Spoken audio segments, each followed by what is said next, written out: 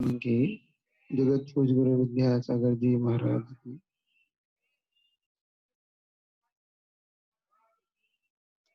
देखो कल आनंदानुभूति के विषय में जाना, ठीक है। और प्रत्याख्यान, आनंदानुबंधी व प्रत्याख्यान दो गोसाई के विषय में जाना। प्रत्याख्यान कसाई जो देश संयम को भी धारण ना करने दे। उसके बाद प्रत्याख्यान जो सकल संयम को भी ना धारण करने दे। मतलब तीन विशेष कसाई रूप से आपके सामने हो गई, जिसमें प्रत्याख्यान नावरण और अप्रत्याख्यानावरण। ये दो। अब आ रही है संजलन कसाई। संजलन कसाई के उदय में वो सकल संयम को धारण नहीं करता। सकल संयम मत समझिए, महाव्रतों को, मुनि इत्यादि पद को पाता नहीं। और उसके अभाव, उसके संजलन के रहते हुए यथाकथ प्रत्याख्यान के उसमें नहीं होता। और जब संजलन पाता है तो यथाख्यात नहीं पाता। यथाख्यान चारित्र को वो उसको प्राप्त नहीं होता। तो प्रत्याख्यान का काम है सकल संयम को नहीं होने देना। देश संयम तो ले लेता है, लेकिन चूंकि वो महाव्रती नहीं बन।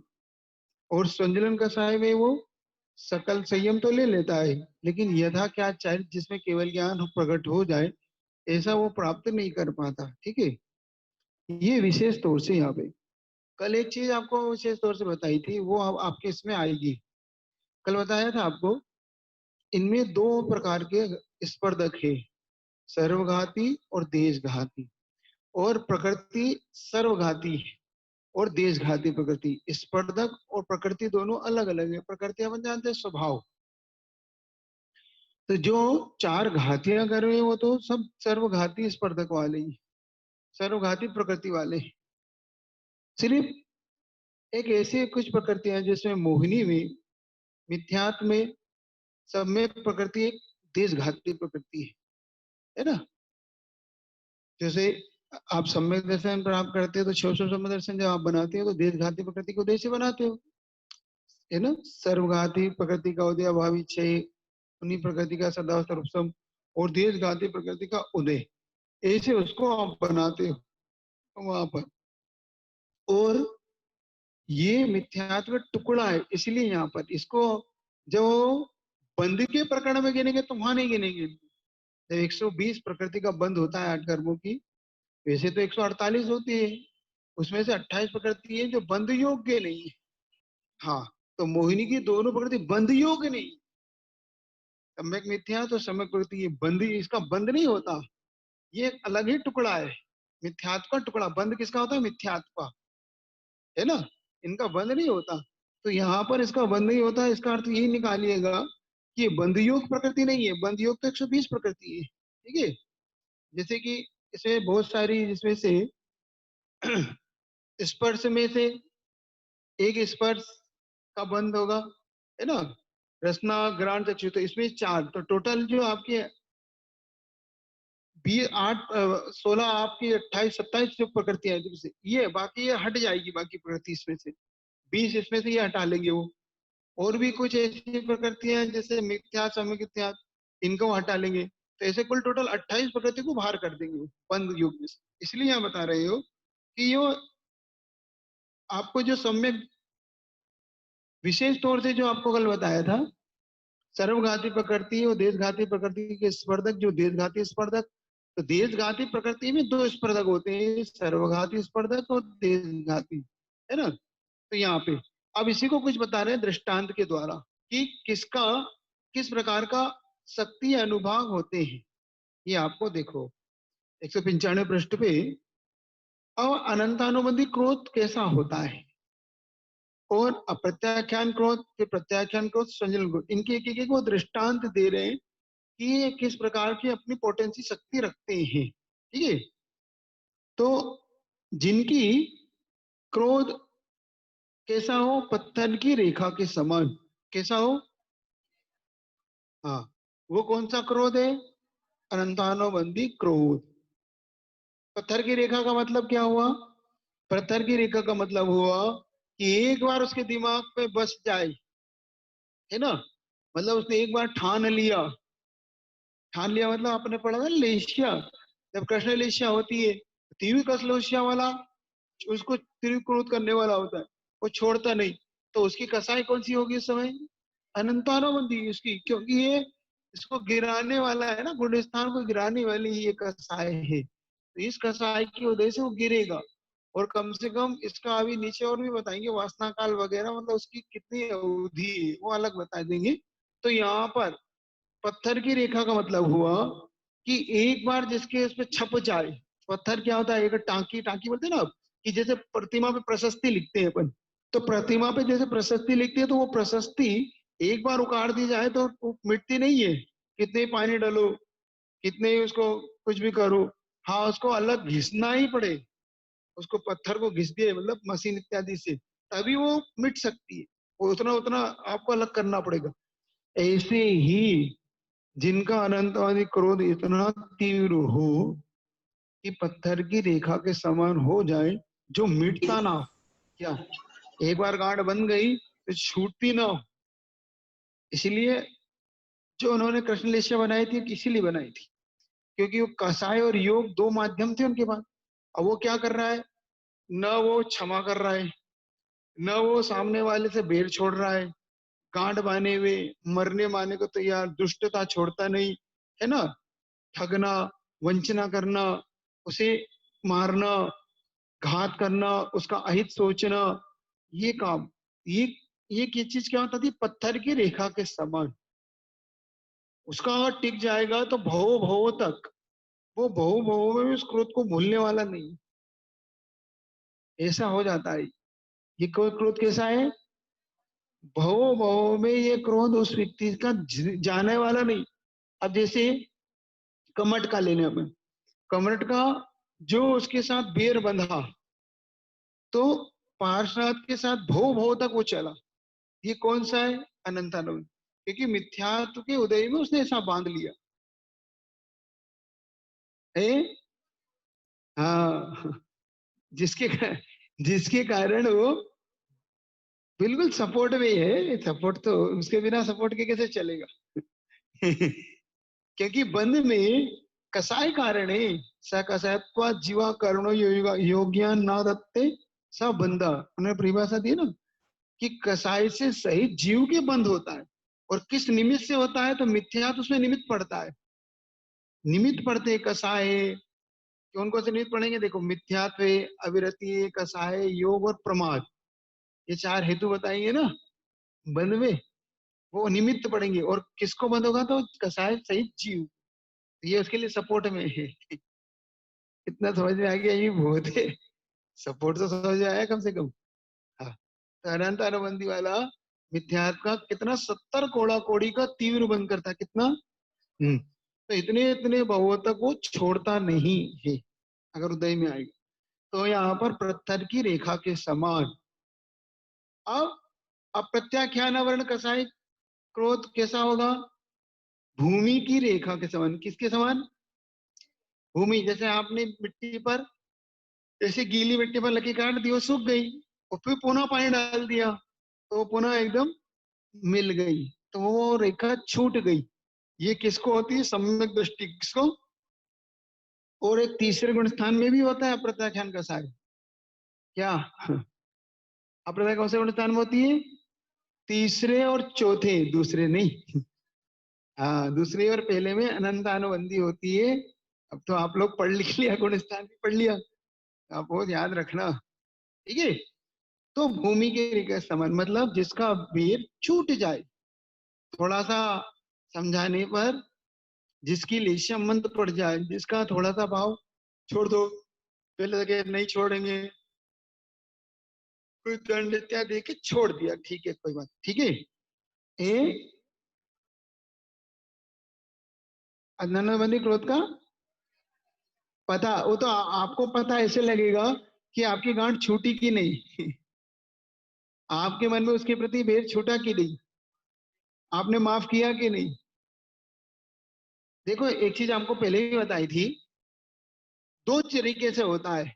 मान लो एक तो व्यक्ति के प्रति आपका खूब द्वेष चला हो, और आपके मन में उसके प्रति बार बार द्वेष आ रहा हो, लेकिन पुनः आपका भाव टूट जाता है कि छोड़ो ना, क्या करना है, छोड़ो क्या करना है, इनको छोड़ो, अपने को इनसे कुछ काम नहीं, इनसे मतलब नहीं, हमने इनको इनको कुछ नहीं कहना। तो ये टूट गई श्रृंखला। केस चलते ना, अब ऐसे तो केस चलते रहते हैं आपके, मान लो किसी से बेर हुआ और आपका सालों सालों केस चलते हैं, आपसे किसी की लड़ाई झगड़े हो तो सालों सालों आपकी लड़ाई चलती है, तो टूटती कैसे है?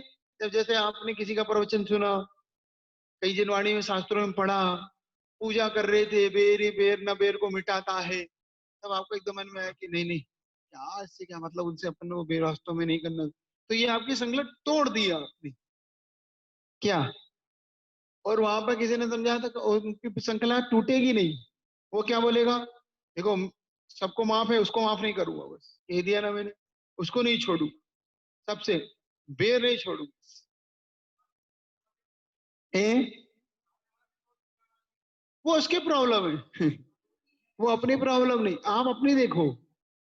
वो तो करेगा ही, उसकी अगर अनंत अनुबंधी है तो वो थोड़ी छोड़ेगा, आपको छोड़ना है दूसरे नहीं, भवो भवो तक चल सकती है, दूसरे भव में नहीं, भवो भवो तक अनंतानुबंधी ऐसी है, भवो भवो तक आपके लिए वो दुख दे सकती है। हाँ, कमर का 10 भवों तक चल रहा है, चल रहा है, इधर पार्षद भगवान बार बार क्षमा कर रहे हैं और वो बार बार उपसर्ग कर रहा है, कसाई के कारण उसका कसाई छूट ही नहीं रही कि नहीं इसको नहीं छोड़ूंगा, इसको नहीं छोड़ूंगा, इसको नहीं छोड़ूंगा, कुछ हो जाए। किसका भाव का नुकसान तो किया, ये तो ठीक है, लेकिन कसाय तो कसाय है, अरे तो खुद का भी तो नुकसान किया। जब वो उनको मारता था तो स्वयं भी तो नरक जाता था, स्वयं तिरंज जाता, स्वयं नरकों में जाता था, और वो स्वर्ग चले जाते थे। वो स्वर्ग से आते, ये फिर नीचे नरक से आता, फिर मिलते, फिर ये मारता, फिर वो नरक जाते, ये फिर स्वर्ग चले जाते हैं, या किसी ऐसे सृष्टि के उत्पन्न हो जाते।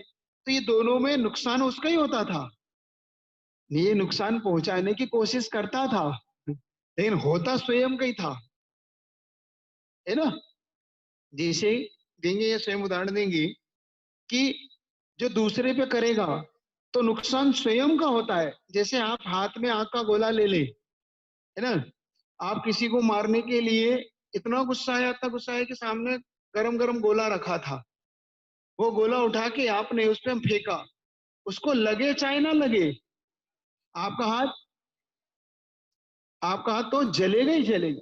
तो नुकसान किसका हुआ, आपका, क्योंकि आपने जो उस सामने वाले को नुकसान पहुंचाने का काम किया, सामने वाले को नुकसान नहीं पहुंचा, पहुंच भी सकता है, उसके अगर उसके भी तीव्र कर्म का उदय हो जाए तो पहुंच सकता है, उसके कर्म का उदय नहीं है तो नहीं पहुंच सकता। आप कितने ही पुरुषार्थ करो, कितने उसे नुकसान पहुंचने का करो, वो कसाई के वशीभूत होकर कितने उसे दुख दे, नहीं होगा, वो उसके सुख के कारण बनेगा। आपको बताया ना धन्य कुमार का, धन्य कुमार को उनके भाई जो है नुकसान पहुंचाने का पुरुषार्थ करते हैं, उनका उनको मारने का पुरुषार्थ करते हैं, उनका धन और उसके और उस लाभ हो जाता।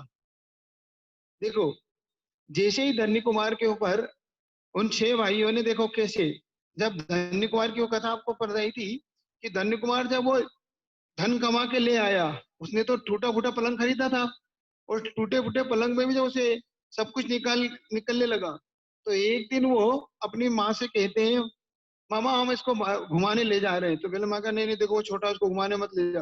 नहीं नहीं, कोई बात नहीं, अब छोटा नहीं, देखो अब तो बड़ा हो गया, चलो। तो वो भी कहा चल, मैं भी जा रहा, तो घूमने चला गया।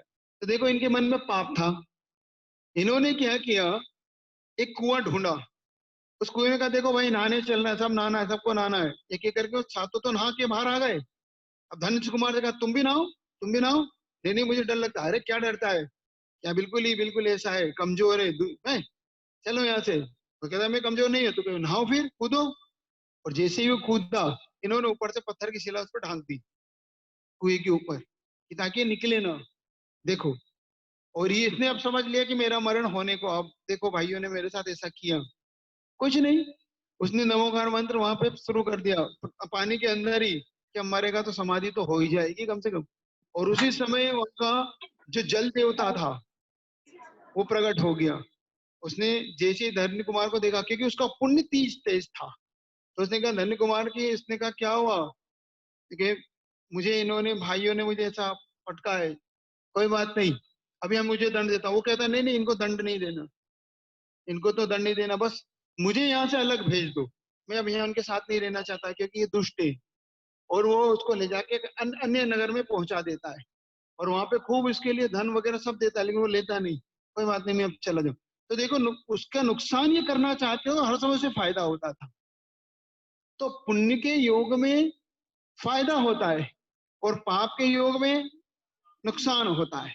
तो जरूरी नहीं कि सामने वाला कसाई की वशीभूत होके आपको नुकसान पहुंचाना चाहे तो आपको नुकसान पहुंचे, ऐसा कोई नियम मत बनाओ।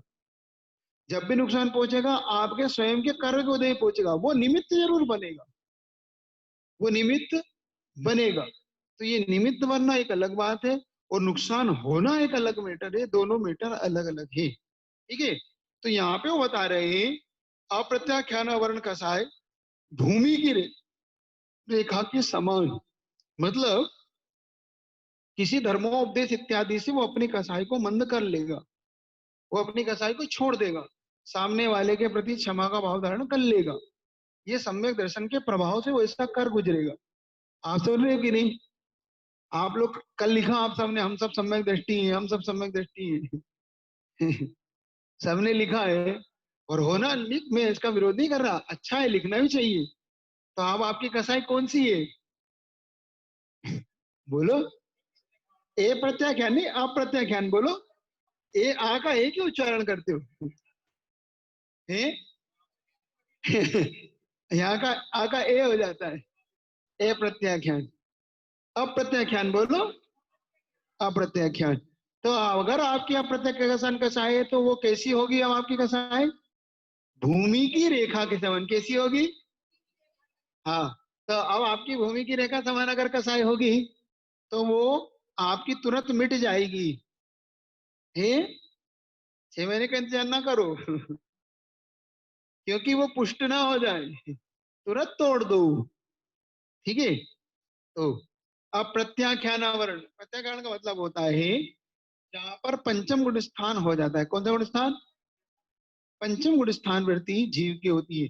ये अनंत अनुबंधी क्रोध, पहला वाला क्रोध मिथ्या दृष्टि का है और दूसरे गुण स्थान वृत्ति का है।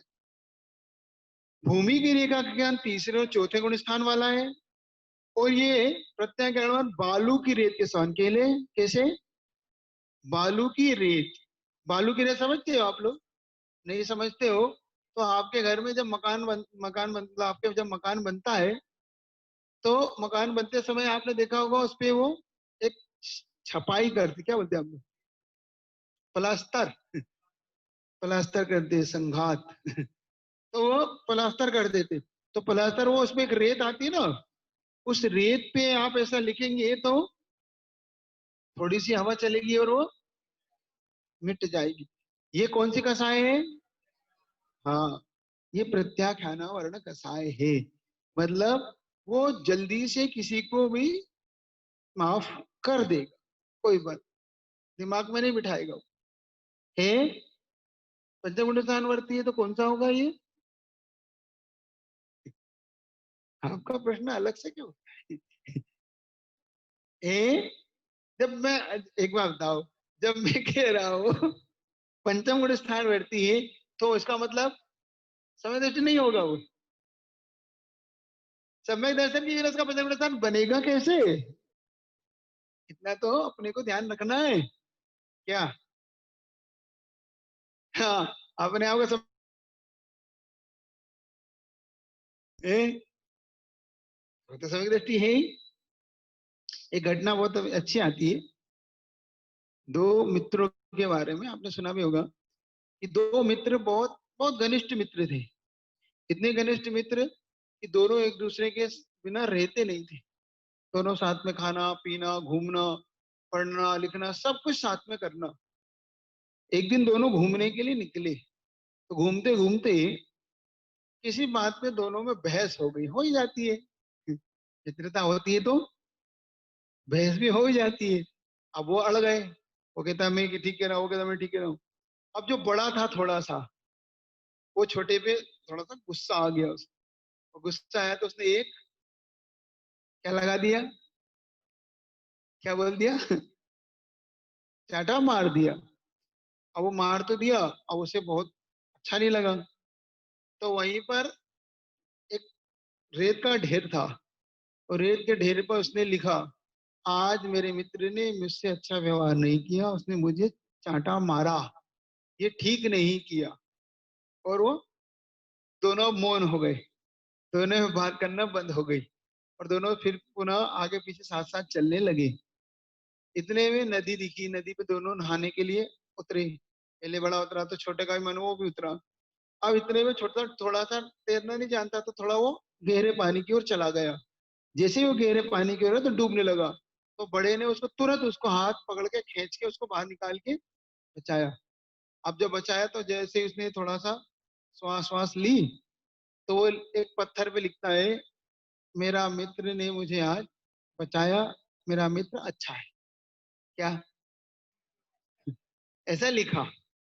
अब दोनों में थोड़ा सा अब वापिस थोड़ी सी बात होने लगी। तो जो बड़ा मित्र था उसने दोनों बातें पूछी कि मैंने तुम्हें जब चांटा मारा तो तुमने लिखा, बालू की रेत पे लिखा कि मेरा मित्र ने अच्छा व्यवहार नहीं किया, मुझे आज चांटा मारा। और जब मैंने तुम्हें बचाया तो तुमने पत्थर पर उकेरा कि मेरा मित्र अच्छा है, इसने मुझे प्राण बचाया। ऐसा क्यों किया? समझ रहे हो आप लोग? बात समझ में आ गई अब आपको? आ गई बात तो जल्दी, यहाँ के विद्वान है सब जल्दी बात पकड़ लेते हैं। लेकिन रखते हैं कि छोड़ देते हैं? क्यों? यहाँ रखते हो कि छोड़ के चले जाते हो? श्रुत पंचमी का आज दिन है ना, श्रुत को याद रखते हो छोड़ देते हो? छूट जावे जी दुकान के भी ऐसे ही छोड़ देते हो वो नहीं। तो उसने पूछा उसने पूछा तो उसने जवाब बहुत अच्छा दिया। उसने कहा देखो, जब भी कोई अपना खास मित्र होता है तो उसकी बुरी बातों को रेत पे लिख दिया जाता है। क्यों? क्योंकि वो जल्दी मिट जाती है। और अच्छी बातों को भूलना नहीं चाहिए, इसलिए मैंने उसे पत्थर पे लिख दिया कि अपने जीवन में कहीं भूल ना जाऊं ये बात। समझ रहे? अच्छी बातों को कहाँ लिखना चाहिए? पत्थर पे उकेर देना चाहिए। और बुरी बातों को लिख दो और वो भूल जाओ। ये कौन कर सकता है? किसकी कसा है ये? प्रत्याख्याना वर्ण पंचम गुण स्थान वर्ती जीव की ऐसी कसाई हुआ करती है। समझ रहे हो आप लोग? कि ऐसे कभी कोई बात हो तो मिटा दिया, लिख के मिटा दिया। आज वैसे भी शुक्ल पंचमी का दिन है ना? शुक्ल पंचमी की कथा आपने सुनी ली आज धरचंद स्वामी के दो शिष्यों को जो मिले थे। इसीलिए श्रुत की आराधना करना, ये श्रुत की आराधना किया करते हो कि नहीं तुम लोग? श्रुत की आराधना का मतलब क्या? पूजा। श्रुत की पूजा करो है। श्रुत की आराधनाएं जो आचार्य लिख गए उनका अध्ययन करना और उसके अनुसार जीवन बनाना। क्या श्रुत की आराधना क्या है?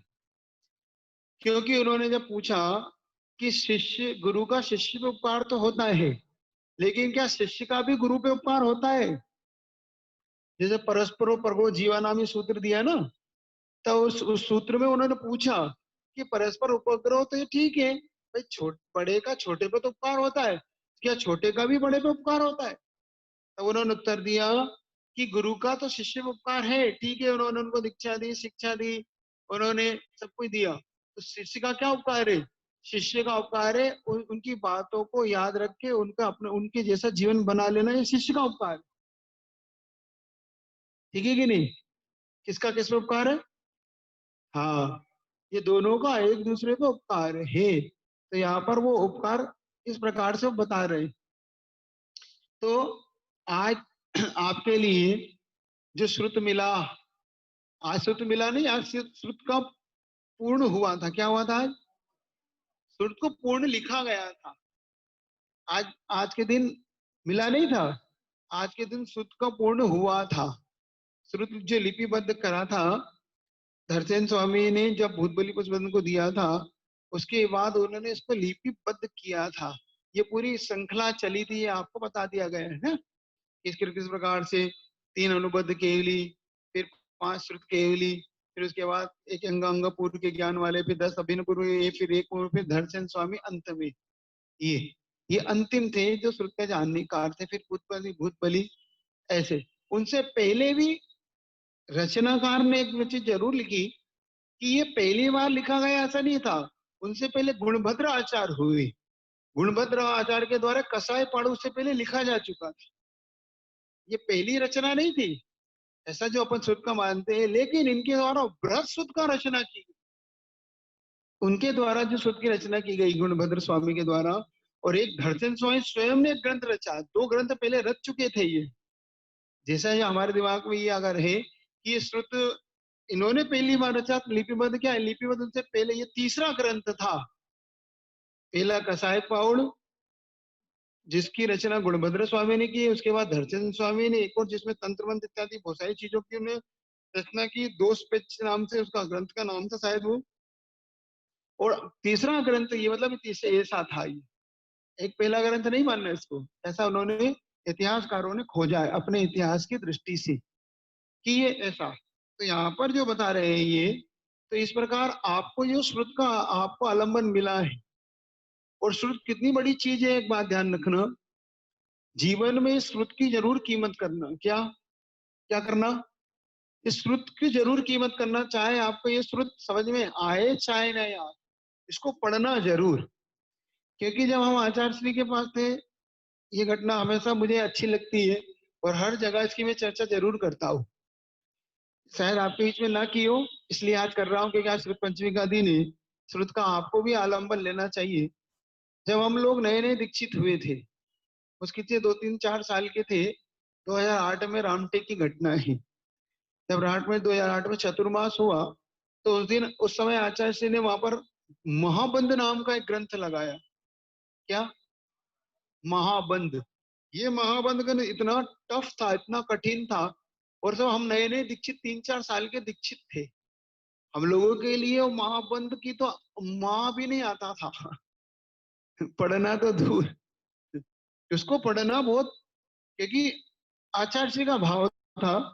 क्योंकि आचार्य श्री ने स्वयं कहा था कि मैं भी पहली बार पढ़ रहा हूँ इसको। पहले कसाई पाउड़, धवला, जय देवला, महाधवला, ये तो आचार्य श्री पढ़ चुके थे। उनके लिए महाबंध पढ़ने का बहुत मन था।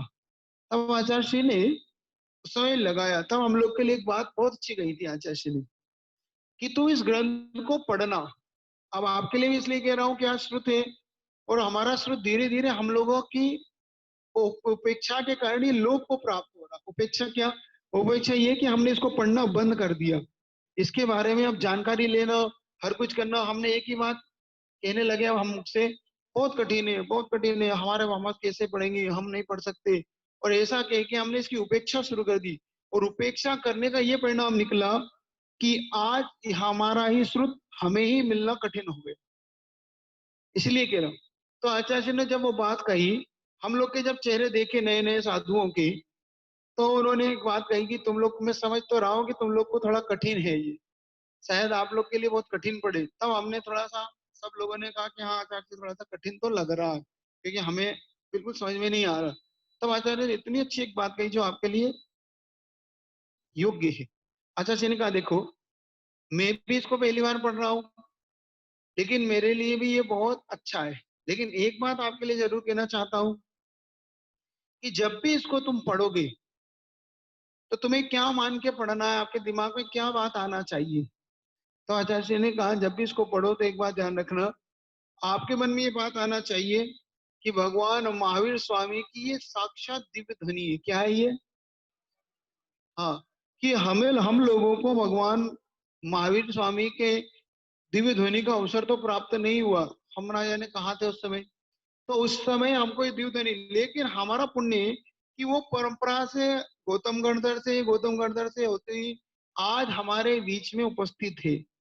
तो जब भी ये पढ़ो कि हम साक्षात भगवान महावीर की दिव्य ध्वनि प्राप्त कर रहे हैं। क्या कर रहे हैं अपन, और इसकी संस्कृत को जरूर पढ़ो। जब इसकी संस्कृत आप पढ़ोगे, तो आपकी मुख की सिद्धि और वचनों की सिद्धि जरूर होगी। क्या होगी इससे? मुख की शुद्धि और वचनों की सिद्धि। मुख की तो शुद्धि होगी, जो हमारा मुख यद्वा तद्वा बोलता रहता है, जिस मुख से हम ना जाने क्या क्या सोचते विचार करते रहते हैं, बोलते रहते हैं, वो मुख हमारा पवित्र होगा। और हमारे जो वचन होंगे, जिसके लिए भी निकलेंगे, वो सिद्ध वचन हो जाएंगे। किसी के भले के लिए निकलोगे तो क्या हो जाएंगे ये? तो ध्यान रखो, जब भी आप इन शास्त्रों को पढ़ोगे तो आपको संस्कृत पढ़ते समय वो संस्कृत भले ही समझ में ना आए, आपके मन में क्या विचार आना चाहिए? साक्षात क्या है ये? भगवान और महावीर की दिव्य धनी मुझे आज मिल रही है, और ये मेरे मुख की शुद्धि करेगी, और ये मेरे मुख में साक्षात सरस्वती का वास देगी। क्या सर? जो लोग इस बात को गौण करते हैं, हम नहीं पढ़ेंगे, बहुत कठिन विषय है, बहुत कठिन विषय चल रहा है, महाराज जी से को सरल पढ़ा है, महाराज जी से को ये पढ़ा है, तो मुझे सरल या कठिन की चिंता नहीं, मुझे चिंता है कि आपके एक बार उस दिव्य ध्वनि एक बार आपके कान में पड़ तो जाए। तो एक बात आओ, अब अगर आपको समझ में नहीं भी आ रही तो आप नहीं भी पढ़ पा रहे हो, आपके कान में तो जा रही कि नहीं वो? तो कम से कम आपके कान कान की तो शुद्धि कर ही रही है वो। क्या कर रही है? आंखों को शुद्ध कर रही कि नहीं, आंखों को पवित्र बना रही कि नहीं? मतलब जब हम इस शास्त्र को पढ़ रहे हैं तो हमारे आंखें पवित्र हो रही, जब हम मुख से बोल रहे हैं तो हमारा मुख पवित्र हो रहा, जब हम कान से सुन रहे हैं तो हमारे कान पवित्र हो रहे, जब हम इसको हाथ से छू रहे हैं तो साक्षात जिरवाणी हमारे हाथ में, मतलब साक्षात दिव्य धनी को हमारे हाथ में झेल लिया। जैसे कोई अमृत हो और अमृत को पीने वाला हाथ से उस अमृत को भर के पी लेता है, तो इसीलिए इसको एक संज्ञा दी है कि कर्णपुट से, हस्त कमल से जिसने अपने कर्णपुट से पी लिया हो। कर्णपुट समझ गए? कान, कानों के द्वारा जिसने दिव्य ध्वनि रूपी अमृत पिया हो, क्योंकि मुख से तो पी नहीं, मुख से तो अमृत पिया जाता है, तो ये अमृत कैसे पिया जाता है? कर्ण, कानों के द्वारा। समझ गए? इसीलिए इसको छोड़ना नहीं कभी भी जीवन में। क्या आप श्रुत की, आप इस श्रुत की आराधना यही है आपके लिए? अगरबत्ती लगा के आरती करके श्रुत की आराधना नहीं है क्या? ये श्रुत जो आप हाँ ऐसे करते हो ना, एक एक दीपक से आरती कर ली, छठी और दिनवाणी की स्तुति करके और हो गए, चलो भैया आज श्रुत पंचमी बन गई। ये श्रुत की आराधना नहीं है। ये श्रुत श्रुत आपको मिला कैसे है? बड़ी मुश्किल से ये आपको भट्टारकों के पास ही जो पसाए पौड़ पुस्तकें निकली है ना, ये उनकी उन मेहनती विद्वानों की मेहनत है, जिन विद्वानों ने एक प्रति उनको बना के दी और एक प्रति स्वयं बना के इसको बाहर निकाला। एक प्रति स्वयं उन्हें दे दी, स्वयं एक प्रति को निकाल निकाल के फिर उन्होंने धीरे धीरे श्रुत को लेके बाहर निकाला। नहीं तो ये आप आपके और हमारे हाथ में लगने वाली नहीं थी ये। हमारे लिए सिर्फ 500 रुपए, उस समय कितने, 500 रुपए लेके इसके दर्शन होते थे। हाथ जोड़ लो और बाहर हो जाओ। चलो भाई, मूल बद्री जाए। मूल बद्री में, मूल बद्री में ताड़पत्र है इसके आज भी। हाँ, मुख्य वो ताड़पत्र अब तो शायद मिलेंगे कि नहीं जो मूल थे, लेकिन उसकी पत्ती तो है, प्रति जिसपे लिखा था। मतलब ताड़पत्र आप जानते हो, आपके पूर्वाचार्यों ने कितनी इसकी मेहनत की है। पूर्वाचार्यों ने, ताड़पत्र आता है आपने कभी देखा हो, एक ऐसा पत्ता सा आता है पूरा, जिसपे आजकल ताबीज, गंडा ताबीज बनाते हैं ना ये लोग, मंत्र अंत्र लिखते हैं। तांबे का नहीं होता, ये ताड़ का पेड़ होता है ना, ताड़ का पेड़ है, भोजपत्र बोलते, ठीक ठीक, भोजपत्र आप बोलते, तो वो ताड़ का पेड़ होता है, उसका एक पत्ता होता है। उस पत्ते पे आचार्यों के द्वारा कैसे लिखते हैं मालूम?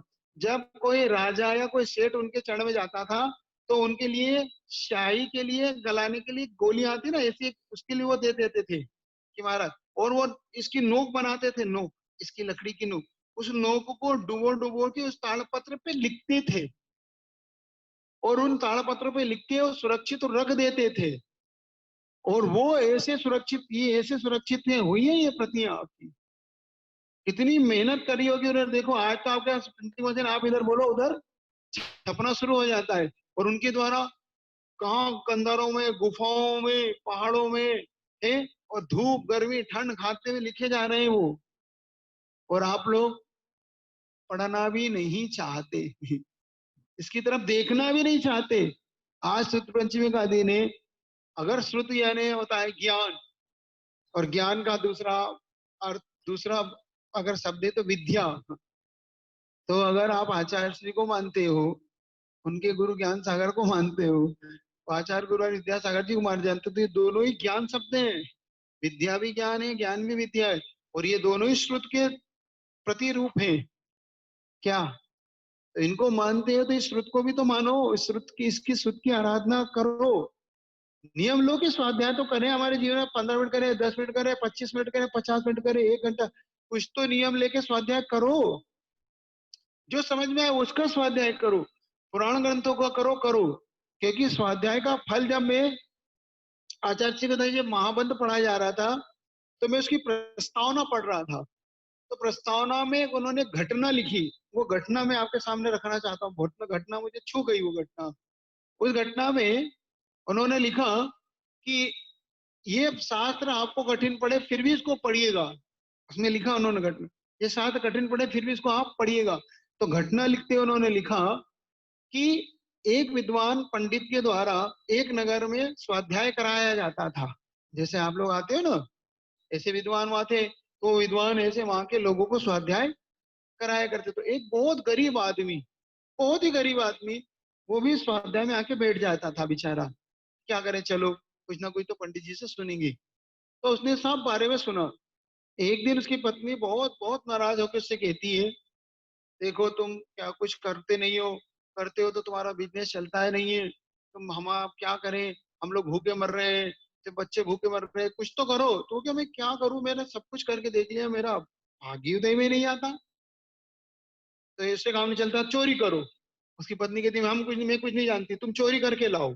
क्या, आज मैं नहीं जानती बच्चे भूखे हैं, तुम चोरी करो कुछ भी लाओ, लेकिन करके लाओ, मैं नहीं जानती तुम्हारा भाग्य आज के। अब वो क्या करे, अब वो चलो उसने कहा, चलो चोरी करके लाता। उसने मन बना लिया, कुछ ना करे, चलो चोरी करके ला। तो चोरी करने के राजा के महल में घुसा वो।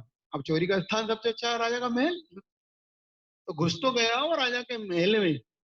तो सबसे पहले उसने सोना वहां पर पड़ा हुआ था, कुछ सोने के आभूषण है, सोने के बर्तन, और राजमहल है, तो सोने के बर्तन, थाली वगैरह ये रखी हुई थी। तो उसने पहले उठाया, फिर उसने